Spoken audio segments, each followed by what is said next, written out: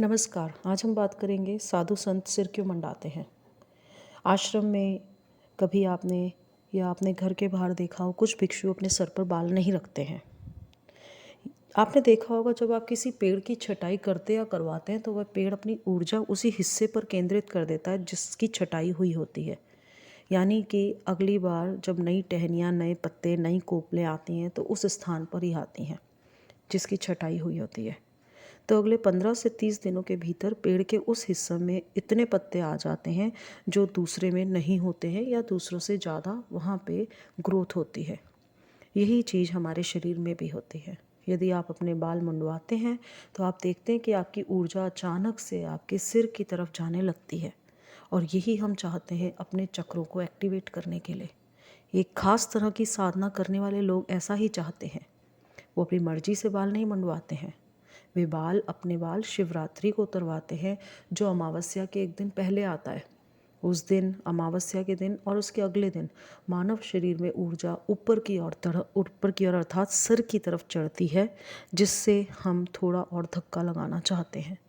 जब कोई ऐसी स्थिति में पहुंच जाता है जहां उसकी ऊर्जा उसके सिर से निकलने लगती है या अधिक हो जाती है, तो वहाँ भौतिक शरीर के ऊपर मौजूद दोनों चक्रीय सक्रिय हो जाते हैं। बाल उसी दिन उतारे जाते हैं जिस दिन उसकी साधना जुड़ी होती है। अगर साधना नहीं होगी तो कोई फ़र्क नहीं पड़ेगा। कुछ लोग जानते होंगे कि कभी कभी ऐसा होता है कि कभी किसी महिला ने अपने जीवन भर बाल नहीं उतरवाए। अगर अपने बाल मुंडवाती है तो वह मानसिक रूप से असंतुलित हो जाती है, क्योंकि उस दिशा में ऊर्जा की अधिकता को वह संभाल ही नहीं पाती।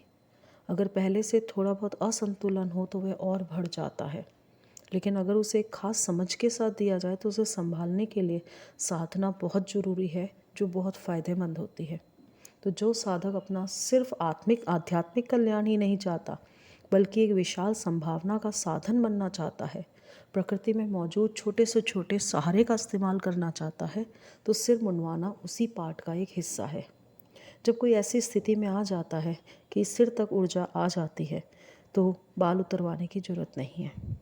दरअसल हमें अपने बालों को बढ़ाना, उसे ऊपर तक बांधना रखना चाहिए, ताकि वे सुरक्षित रहे और उसे पोषण मिलता रहे। अगर बाल पर्याप्त नहीं है तो हम कपड़े का इस्तेमाल कर सकते हैं। भौतिक शरीर के ऊपर मौजूद दोनों चक्रों के क्रियाशील होने के बाद एक संभावना यह आती है कि शरीर थोड़ा सा कमज़ोर हो जाता है, जिससे वह ऊर्जा को शरीर खींचने लगता है। यही वजह है कि बहुत से योगियों का 35 वर्ष की उम्र से पहले ही निधन हो जाता है।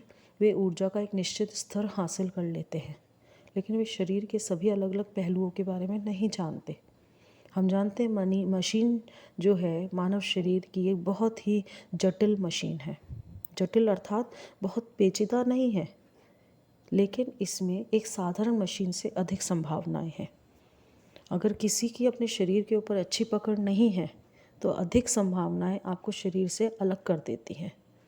इसलिए हठ योग इतना महत्वपूर्ण है, क्योंकि इससे शरीर का संचालन इस तरह से किया जाता है कि आपकी ऊर्जा आपकी भौतिकता में ही रहे, इससे पहले कि आप अधिक ऊंची संभावनाओं की ओर बढ़े। तो ऊर्जा को बैलेंस करना ही बाल मुंडवाने का सबसे बड़ा ध्येय है। धन्यवाद।